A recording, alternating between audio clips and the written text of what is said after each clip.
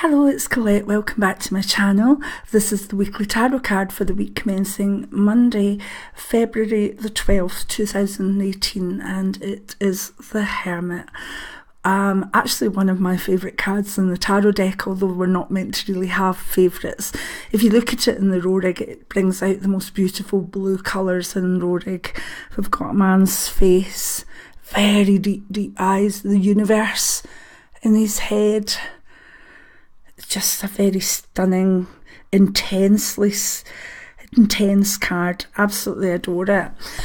And it has quite a deep spiritual meaning. And if any of you are interested in quite a depth of the spiritual meaning, my book Karma City, Ouija Tarot, the chapter called The Hermit is about a wee Glaswegian guy's first visit up north to the Highlands of Scotland, where he lives in a teepee for a few days, then a week, then a month, and it encapsulates my feeling of how amazing the Hermit card can be. So if you want to read more about my urban tarot aspects, they're in Karma City, Ouija Tarot. And that, if you don't know, is the Finiston Cran. It's a massively important symbol of industrial Glasgow. And it has the hydro behind it, beautiful cityscape. I'm very chuffed with that cover. So anyway, the Hermit is in there and set more as just a wee normal man finding his hermit, because the Hermit's about finding your inner light. In the traditional cards, the Hermit has his cloak on and it's very dark, sometimes very icy, and he holds a lantern in front of him that's shining very brightly. So the keywords round about it are finding your own inner light, finding your truth. So this could be a spectacularly good spiritual week for folk that are willing to go within, to sit quietly, to be the hermit. Now, there's a difference in being lonely to being alone. The Hermit's not lonely. The Hermit's there because he's made himself the hermit. He's there because he wants that alone time. He wants to experience stillness, quietness. He wants to hear his own thoughts. And that's really the essence of the card. We have to be still sometimes to make spiritual progress. With clairaudience and the other clairs, if we're not very, very quiet or sitting and within ourselves, then I don't believe we hear what we're meant to hear from spirit. So spiritually, if you want to make progress this week, find yourself some space, some alone time, and a very sacred circle to meditate in, etc. The Hermit is the card of meditation, there's no doubt about that. He meditates without realising it, just because when you're in a quiet place and there's nobody around and nothing to distract you, after a while your brain just goes with silence. And that's why I used to love escaping to the teepees up north, and that's why Eddie Riley, my character, has his first major spiritual experience up there, well, one of the first ones. Anyway, what does it mean for us in general? Well, the Hermit is a card that tells us to find our own space and to be comfortable in our own space. And in the big world, that can simply mean, finding our own space in the world. But remember, there is a very deep spiritual meaning to this card, but not everybody finds that meaning. So let's go in general. What does it mean for career? The Hermit can tell you to mind your own business and get on with your own stuff and be very focused on what you've got in front of you, not the gossip over there, not something that's going on in the street through your window. It's about being very, very focused on whatever you're focused on. Give it your all, give it your 100% with career. You might find that you're very narky with any distractions in the week ahead. This is my week to be starting to pull together bits about my next book. So Jim well knows that if I'm in hermit mode, he doesn't really come in the room. But you know, so I can relate to this. But in career, it's about being contented in your own space and being very, very focused on the work in front of you. Think about the focus in this hermit's eyes. He's not looking round about him. He's not been distracted. He's looking at what it is. So isolate yourself from the day-to-day running of things if you have to. Just focus on the work. And sometimes the hermit can be a wee reminder that, you know, you have to look after yourself. It's not a selfish card, although in the negative it can be a very selfish card, but it tells you that, you know, even if you're working as part of a team, you have to have your own place within that team and have to be respected for that singularity. So just be aware of that in the workplace this week. If we look at health, this is one of two cards in the Rorig deck that has a kind of map or labyrinth on the face. If you go really close, you can see it. And because of that, I simply make this card, as far as illnesses are concerned, it's my card for labyrinthitis in the ear. So watch out for ear infections, dizziness, and problems with hearing in the week ahead. Also, it's the card that tells you to pull back because you're getting too stressed. So if you find yourself getting really, really agitated or annoyed or even a wee bit tearful, think, am I too stressed? And then pull in. Practice meditation, give yourself quiet time. All these things are amazing for our health.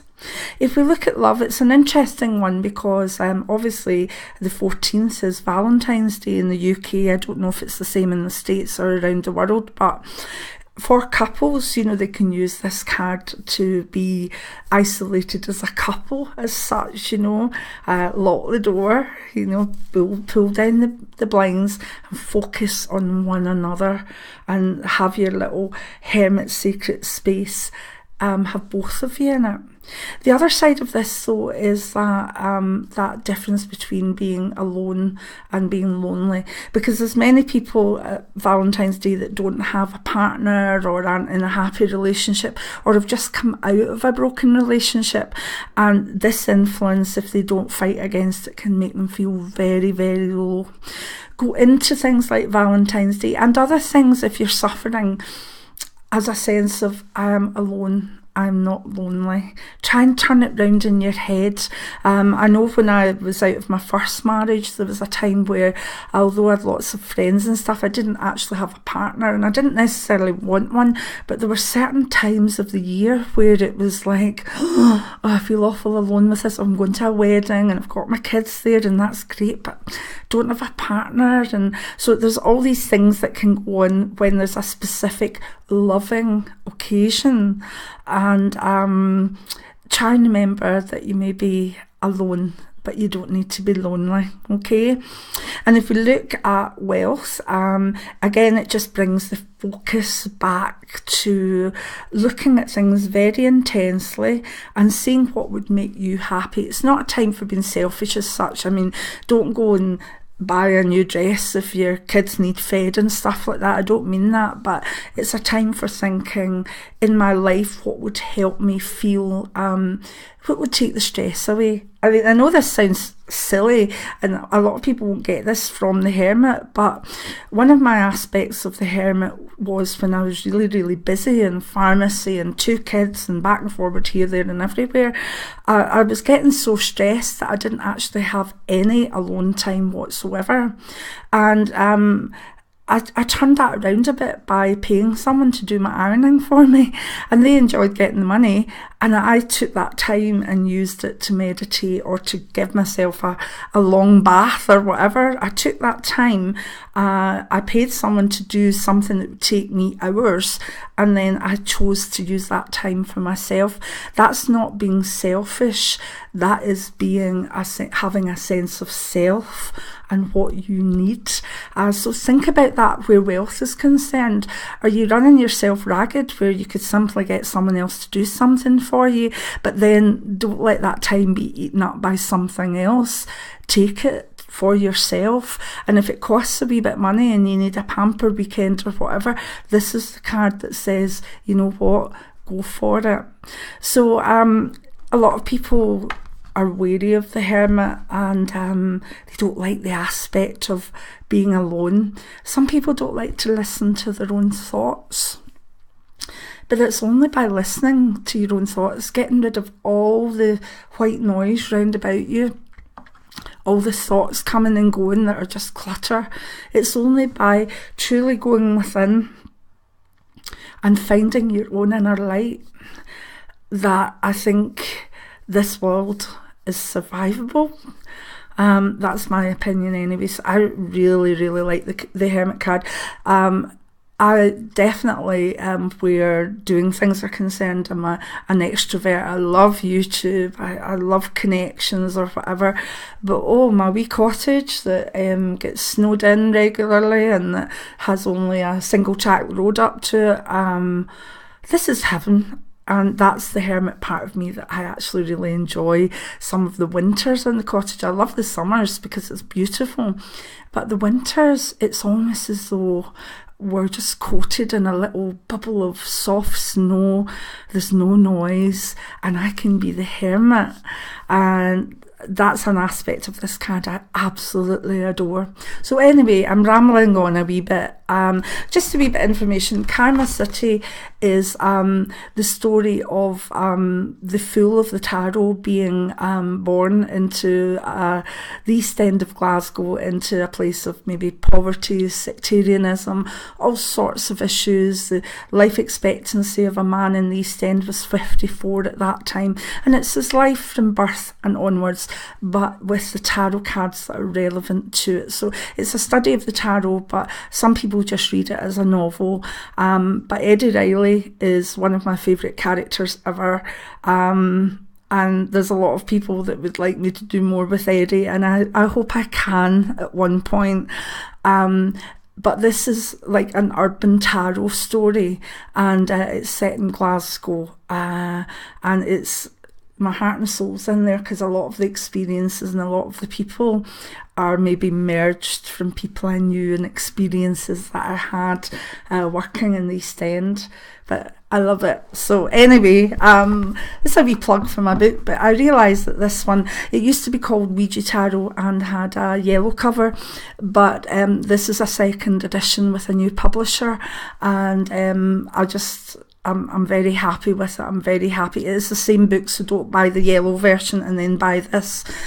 So Ouija Tarot with the yellow cover is exactly the same as Karma City Ouija Tarot, and it could be set in any city, any big city, but obviously my nearest city and the one I grew up very close to was Glasgow, and we're called, Glaswegians are called Ouijas, and that's why it's got Ouija Tarot. It's nothing to do with Ouija boards, okay?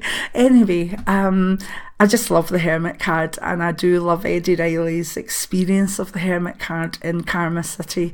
So have a good week and make the Hermit work for you, because it's a wonderful card. Bye now.